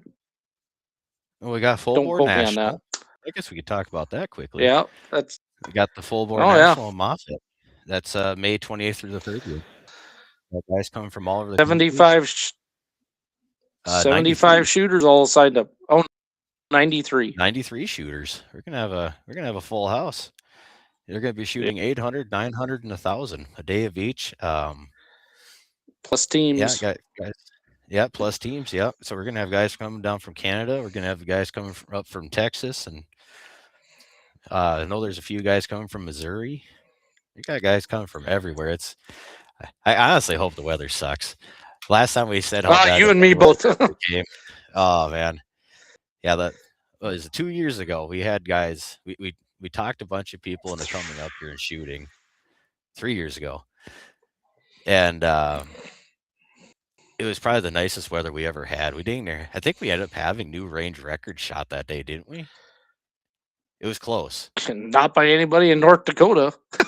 Right. Yeah, it was. Wild Bill Kalani out of Wisconsin. Yeah. He pretty much, if he would have been a North Dakota resident, he would have wrecked every 1,000-yard record that day. Yeah. The ag and individual targets. So that's a good thing to touch on. So the North Dakota regulation for our stuff is you have to be a North Dakota resident to win our championships for the states, and you have to be a North Dakota resident to set the records. and you have to be the NDSSA to win a state championship. Right. That's something I didn't know about. I remember the year I won the mid range. I was all headstrong, gung ho that I was going to win it no matter what, and hell and high water. I wanted it bad, and I could taste it. And that morning, you asked me if I was a member of the NDSSA, and I didn't really. That was when my first full year of shooting. I didn't even know. And you came up to me and said, "Well, if you think you're going to win, you better pay your dues." So before the match started, I jumped on the website and paid my dues. It panned out. I didn't donate for nothing. I mean, it's a good cause, even if you don't compete, it's a good thing to be a member of. It's a very good cause. I mean, they do a lot of juniors. I mean, they give them travel funds for going to two national matches a year, whether it's junior Olympic matches that they qualify. They can request, I think it's like $400 the first time, and it's like $200 the second time. So, like if they want to go to that or any of these big national matches like Dixie doubles, collegiate nationals if wanted to, or whatever. Or a junior going to Camp Perry, Ohio to shoot small bore nationals, high power rifle, pistol. Well, and we could touch on that. See, I know being the first show and not usually being on Sunday, the viewership's a little low. It looks like we only got about 25 people watching us at the moment. But, talk about a youth program. I know you follow Katie Zahn, and you know her. I don't personally know her. That's a great I know her. Of what shooting sports can do. She came out of Buffalo, North Dakota. Dan Gertz has a junior program there for rifle. So does Fargo. Does some stuff through their Rex Park and Rec division. BMRPA does some. Minot, Grand Forks, both to do some. She came out of Buffalo, and she has been on terror since the air rifle was taller than her. Let's just put it that way. Right. Yeah, she's world distinguished or international? She is internationally distinguished, which we really never talked about the distinguished program when I brought up those excellence competition matches. So you gotta internationally distinguished. Any of the distinguished programs for the CMP, you got to win 30 points. Do that internationally. The only way you get points is your team has to medal, or you have to medal individually at either a championship of the Americas or the American Games of America, the CAT Games, I call it now, World Cups, or the Olympics. Yeah. In the world, and I mean, your chance, the World Cups and the Olympics is your chance the best there is, and you got to try and pull a medal. Right, yeah. So I pulled up. I'm on the side screen here, but I pulled up the state records for juniors. Katie is one of the members that shot the 10-shot prone. That's laying down. She's got a 100 by 10. Sling or sitting, she has it, a 100 by 10. Kneeling, 100 by 10. Actually, she's the only one with a kneeling state record. No, there's no co-holders on that one. Is absolutely insane at times. Standing, same thing. So basically the entire course of fire plus the 400-point egg. She she has a 400 by 38 plus 33 10s. That is a national record. A lot of those, they're not denoted, but they're national records. Yeah. So, small town farm girl being she's shooting. So she went to, she's currently at Texas Christian University shooting rifle for TCU. This is her last year. Yeah. She's in there, and she was the first alternate in small bore to go to the Olympics in the Lux. Yeah. For small bore, second alternate in air rifle. I mean, I think that is the closest anybody from North Dakota has come, far as I know, in Right. recent history. Yeah. I'm just scrolling down here. It's Katie's on, pops up probably another 60 times on his. Well, I remember one annual Yeah. meeting when I think she was a junior in high school. She had like 15 records she set in the same year. I think And that was the year yeah. that. Yeah, I remember that because I think she was wasn't she in Germany or something like that during the award ceremony? No, she was. No, she wasn't shooting during our awards. She was. I think that was the state bid ring. She was in Germany at Munich shooting in the World Cup. Yeah, I remember her mom and dad. They're class acts. Todd is awesome. I enjoy shooting with her dad, and I mean it's just one after another. They do another award ceremony or another award, and he'd walk up there, get the paper, walk back. You know, he'd no longer sit down. It was getting to the point they were switching off because I think she cleared like 12 records that year. Yeah, and like here this last summer, she was in North Dakota, came back summer, and she went to the small nationals at Camp Perry, Ohio, where the CMP nationals are held. She was the national champion in small bore there. Yeah, and she set a national record at our only outdoor small bore match in May. She set a national record. And everybody knows it's not nice here in May. Oh yeah, it sucks. Right. It's a job to say the least. But yeah, there you go. You know, the youth programs, there's coaches all over the place, there's facilities all over the place. You don't have to be, 12, 13 years old to get into it. You know, like I know some coaches prefer kids to be older. I mean, I know there's a lot of people listening that have smaller kids yet. I got my kid on a gun. He's been working on a gun since he's been dang near 3. I mean, that kid shoots. I'm excited to see him out there. Was little Wesley. I can't think of Wesley's last name. Backies. Wesley Backies. He's a junior. He's considered a junior shooter. He shoots F-class open. He took their mid-range championship this year. He beat a bunch of old guys. Took him to school. I think he's 14 or 15 years old. Yeah. I think so. I think he just got his driving permit this year because I remember his grandpa making jokes about it. So there's not a thing that we do that isn't potentially kid friendly. If you're willing to take the time to get your kids out there and try it, have the patience.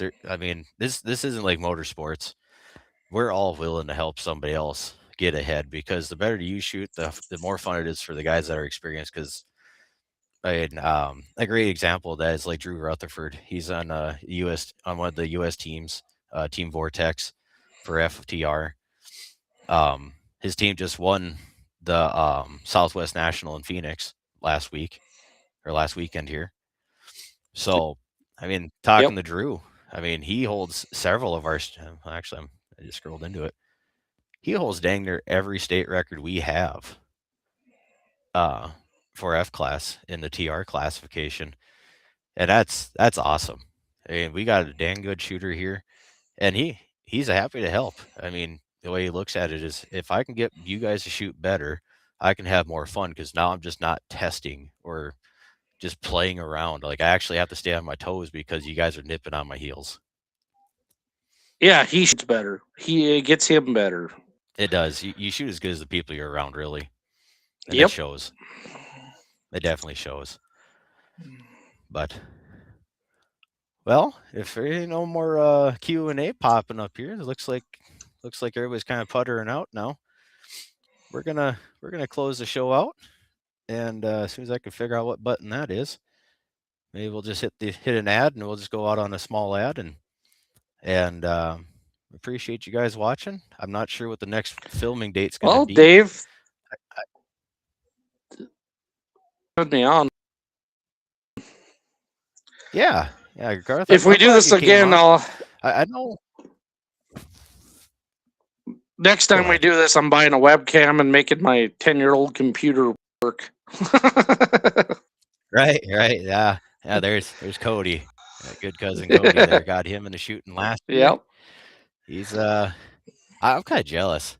First season in, he shoots it clean. Do you believe that guy? 800-yard clean with a 6 dasher. I'm envious because I screw them up more than I do shoot them with a rifle. Oh, I know. Yeah, it's kind of funny because he's my bigger little cousin, and he came into it. He had a great opportunity, and got the good. Holy crap! Got good equipment, got good coaching to start with, and yeah, his first season he shoots it clean. I have yet to do that myself. I can't keep it together. Apparently that 6 dasher shoots better.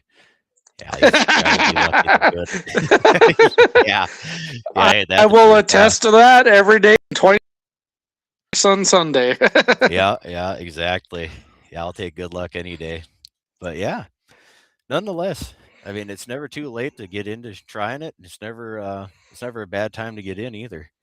I mean, nope. I mean, we've been doing it for a few years. You've been doing it quite a bit longer than I have, and needless to say, 18. Right. Needless to say, I think everybody can really enjoy the show, enjoy the shooting, and I mean, it's a great relationship. You build bonds with people all over the country, and it's like a brotherhood almost. You see other shooters in the public, and how you been? You know, sometimes you get to know even their kids' names, and it's a good group of people. It's a second family. That's my attitude with it. They're my shooting family. I get to see the shooting matches are like backyard barbecues with your neighbors.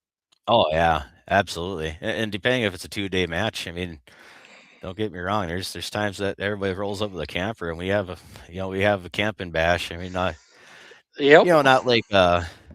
like a musical festival. Everybody's half pie-eyed or whatever, but the barbecuers come out and talk shop, and you get an opportunity, and like you said, you told me time and time again when the high masters are talking, tie your shoes and shut up and take notes, because they're dropping useful knowledge that you won't get anywhere else.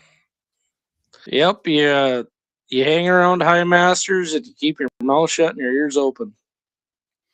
Yeah, you'd be amazed. I mean, and grab a notebook if you can't remember. Yeah. Oh yeah. I mean, you can get every book you want. You can read every article. You can watch every Eric Cortina, video.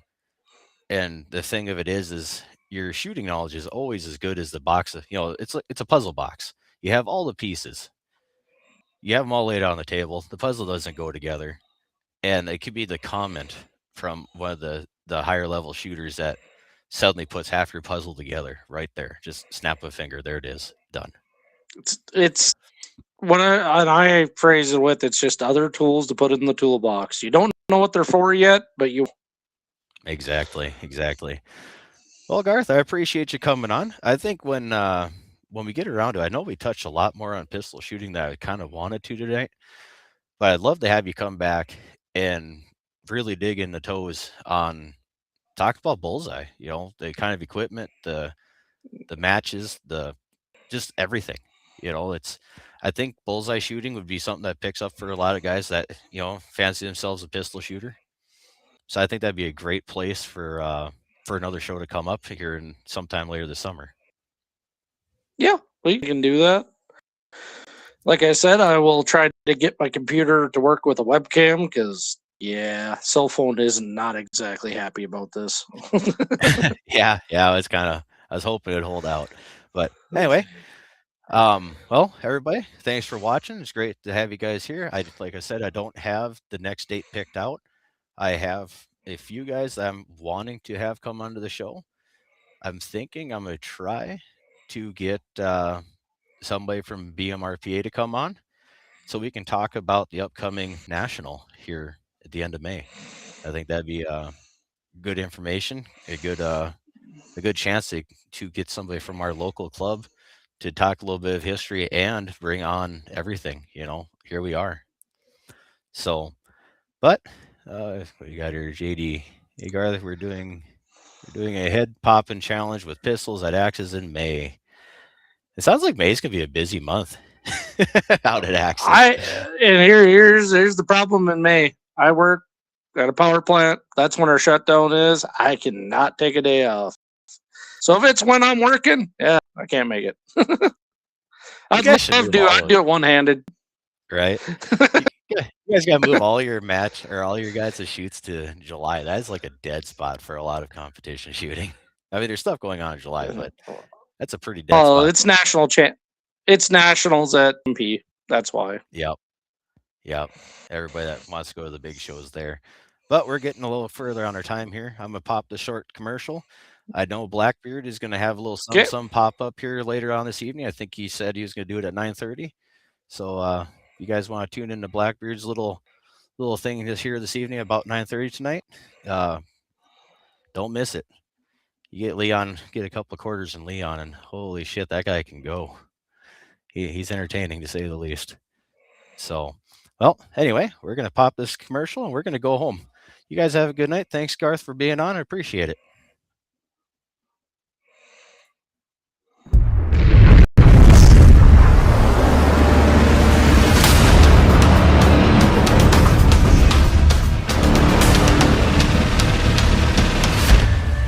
LAUER Auto Repair, located at 309 South Washington Street in Bismarck, North Dakota. Give them a call at 701-258-6308. The team of mechanics at LAUER Auto can take care of any problem your vehicle is having. And when you do business with LAUER, you can be assured you're doing business with a pro Second Amendment America First repair shop. There are plenty of other auto repair shops in the Bismarck-Mandan area. But why take a chance at patronizing a shop that might not have your beliefs at heart? Make no mistake.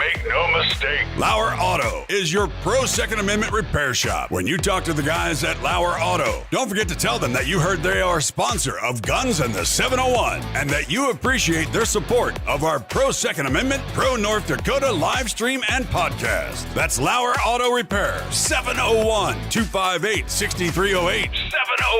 701-258-6308. Located 309 South Washington Street in Bismarck, North Dakota. When you want it done right, Go where lemons go. Kalen's Auto Service, owned and operated by Kalen and Misty Foss, lifelong locals with over 25 years experience. From modern rides to classic restorations, they can handle it all. Top quality work, fair price, and honest hometown values. Located just one block south of Highway 12 on 6th Avenue West in Lemon, Kalen's Auto Service, serving you with all your auto repair needs.